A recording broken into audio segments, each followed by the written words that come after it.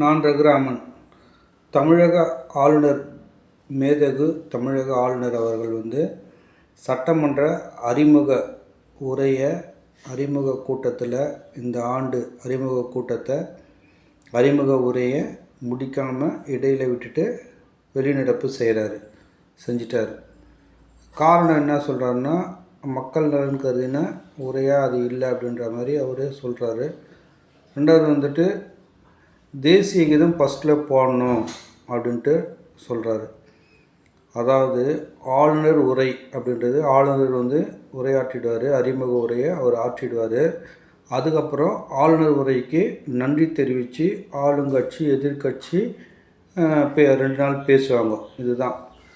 ரெண்டாவது ஆளுநர் உரை சட்டமன்றத்தில் அந்த உரையை ரெடி பண்ணுவாளா, இல்லை ஆளுநர் அலுவலகத்தில் அந்த உரையை ரெடி பண்ணுவாளா அப்படின்றது எனக்கு தெரியல. அப்புறம் தேசிய கீதம் முதல்ல பாடணும் அப்படின்ற மாதிரி சொல்கிறாரு அப்படின்றது நமக்கு தெரியுது.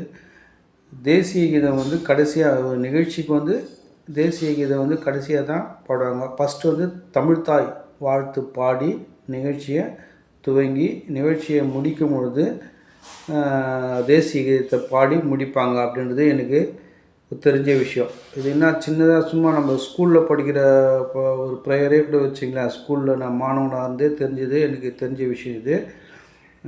ஃபஸ்ட்டு என்ன பண்ணுவாங்க, தமிழ்த்தாய் வாழ்த்து பாடுவாங்க, அப்புறம் கொடி ஏற்றுவாங்க, அப்புறம் பீப்புள் லீடர் சில இன்ஸ்ட்ரக்ஷன்லாம் கொடுப்பாரு.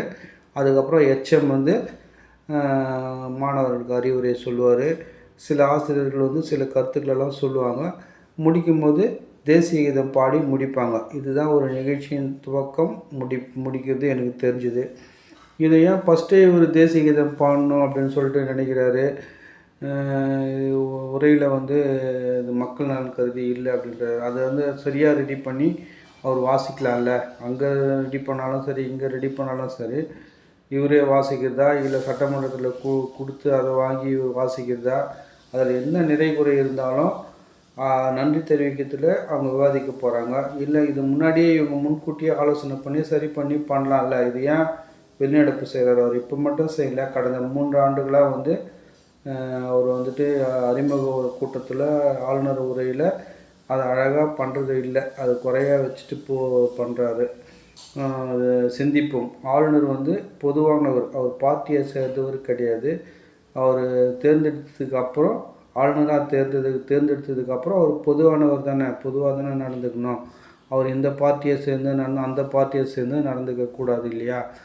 அதுதான் எனக்கு தெரிஞ்சது. சிந்திப்போம்.